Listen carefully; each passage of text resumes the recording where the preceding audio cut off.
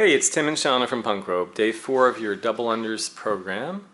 And in day 3, you may recall we focused on turning. It was all about the windmill swing and the swing and the jump.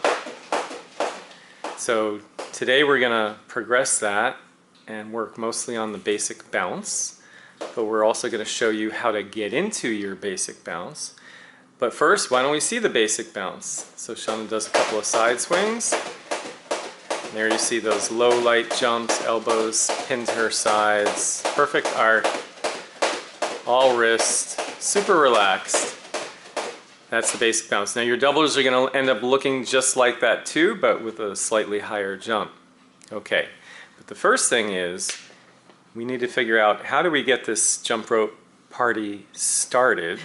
And okay, don't blame me for that line. There's two ways really. The way that we prefer is to start your jumping from a side swing. So Shana's going to show you what the side swing looks like, and then in a little bit we'll break it down for you. So you'll see this basically a swaying motion, almost like a sideline figure 8. Elbows going back, rope is coming up, way over the head and back to the other side. So this is the most fluid way to get into your jumping, and it also allows you to go from jumping to resting and resting to jumping. And that's one of the main benefits. It's also great for wrist dexterity, wrist mobility, rope control. Second way, and probably the more traditional, is to start with the rope behind your calves. So you're going to have handle in each hand, rope behind calves, arms reaching out in front, then retracting the elbows to get some momentum, and then from that position using the wrists to get the rope going. And there's nothing wrong with that, that's fine, but it's static, it's a little clumsy, and there's no way to transition directly from that to a rest other than by stopping the rope, you know, with your toes. Boom, there's your foot stop. So it is much less versatile, and it's not going to develop the skill in the wrist that you really need to get good at double unders. So let's break down the side swing for you, and I'm going to close in here and there just so you can get a better look at Shana's hands. So the first thing is we've got hands about hip width, and Shana is right dominant. So as she gets into her side swing, you're going to notice that right hand ends up just on top of the left as the right hand moves toward the left. And likewise, that left hand ends up just below the right. And the rope itself is swinging from side to side, hence the name side swing. Okay?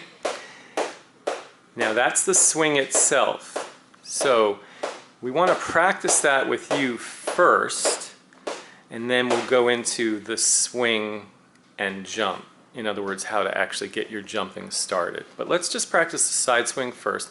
We're going to do this for 30 seconds, and your goal is going to be to get into a groove, get into a flow, make it as fluid as you can. It's okay to move around a little bit, little side step, a little bounce. That is totally fine, guys. All right, so on my count, 3, 2, 1, and go. All right. Now, you have those elbows coming back slightly. That's important. You're going to see that there's a pretty healthy bend in Shana's elbows. If her arms were straight, that would create a problem. So I'm not going to show that right now. I'll show that'll create a big problem. Elbows are bent. As one elbow goes back, the opposite hand comes forward. We have 3, 2, 1, and rest. Perfect, good. Now we want you to keep practicing that repeatedly.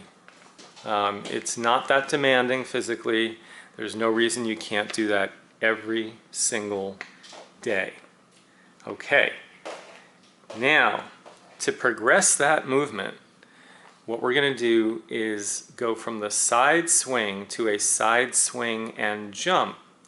So let's say you pick up your rope and you're ready to practice, and you're going to start with a side swing. You're going to decide how many side swings to do before you're ready to open the rope. When you're ready to open the rope, most people, including Shana, will take their dominant hand once it's on the opposite hip. So when her right hand is on her left hip, they'll leave the left hand where it is, and they'll take the right hand and bring it across, and there you see the loop, and that's what she's going to jump through. So she's going to do a couple of these side swing and jumps, and I'll close in just so you can see the hands a little bit better. Okay, ready and go. Side swing and open. Side swing, open. Boom. There's that right hand opening up. It's coming from the left back to the right. Perfect. All right. And that's all you need. And so Shana can go seamlessly from jumping to resting, from resting to jumping. So guys, what you need to decide is how many swings do you want to do before you open the rope. There's no magic answer. I think in Shana's case it's often 3. Maybe that changes from day to day. Not a big deal. Okay? If you were in a competition, of course you wouldn't want to be swinging, swinging, swinging. You want to get jumping. But let's practice now the side swing and jump for 30 seconds. And I'm going to ask Shana if she has a sequence she's decided on. Is it going to be? I think we'll do two swings. Two swings. Okay. However, I may alternate sides. Okay. Yeah. Yeah. So most people have a preferred side, but it makes no difference. And actually, you'll become a more skilled jumper if you end up working both sides. Okay guys, so we're going to go 30 seconds. All right, ready, set, and go. Swing, swing, jump. Swing, swing, jump. Swing, swing, jump. So this would be another way to go from your swing into your jump. It's 2 swings and open. 15 seconds to go. And Shana's going quite fast. You don't have to. You can vary the tempo if you like. Main thing is to be consistent. You have 3, 2, 1, time. Good. Awesome. Good. That you can also practice daily. And you will get better and better and better. And it will help you with your singles, and it will also help you with your doubles eventually. Now, if that's not working for you yet, if it's not feeling comfortable, coordination isn't there, then by all means you can go to the second method, which is to have the rope behind your calves. That's important. Don't let it drop below towards your heels because it'll get caught as you're trying to start. So rope will be behind your calves, hands will be reaching out in front. You're going to retract your elbows to get the rope started, and then a nice turn of the wrist to keep the rope going, and then wrist will do the job the rest of the way. And there it is again. Okay? Now you do have to be patient on your jump. That's true with any method of jumping. You don't want to jump too early because then you'll have to jump high. So patience is key. And there's your 2 starting methods. Okay, so now let's turn our attention to the basic bounce, which is your single under. And it is important to really perfect your basic bounce form before you work on your doubles, which is why we're doing that in day 4 of this program. And then starting next week, we'll work on double unders drills, and we'll get to doubles themselves. So your posture as you may recall, is feet close together, soft ankles, knees, hips, elbows are in tight to your ribs.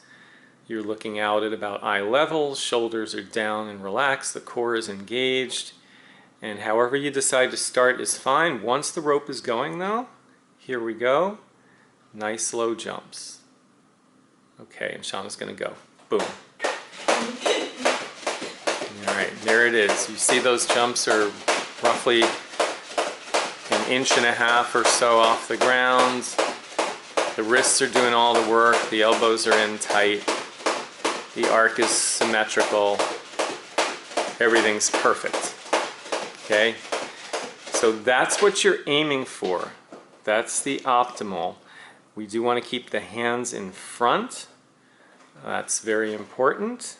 So here you see it from the side view. Once the hands creep behind the hips, it's very hard to keep the momentum of the rope going. It's almost impossible, and typically then your weight will be in your heels, which is not good. So, and you'll open up your chest. We want to avoid all of those things. Okay, so we're going to practice the basic bounce together for 30 seconds.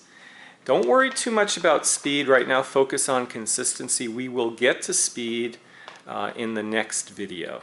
I promise you. Okay, so 30 seconds, guys. Quality basic jumps going in 3, 2, 1, and go. Nice and zen, breathing is relaxed, focusing on the wrists, they're doing the work, soft landings, 15 seconds to go, down to 10, and you have 3, 2, 1, and rest. Beautiful! That was awesome. Great, guys. So you can also do that practice drill pretty much every day of the week. It's not a lot of volume. So you've got your swing, right? You got your swing and jump. And you got your basic bounce. All right, so here's your homework. Homework is practice the side swing without the jump for 30 seconds and take a little break after that. Do it again. Take a little break after that. Do it again. You can break for really as long as you want, but we would suggest about 30 seconds. Practice your side swing into your jump. So remember, swing, swing, open. That's one option. Okay. For 30 seconds. Now this is all provided you feel good. Your feet don't hurt, your ankles don't hurt, your knees don't hurt, your hips don't hurt. Things hurt. Take a break, guys. Okay. You can also, if you like, practice your start from behind, rope behind your calves. That's an option.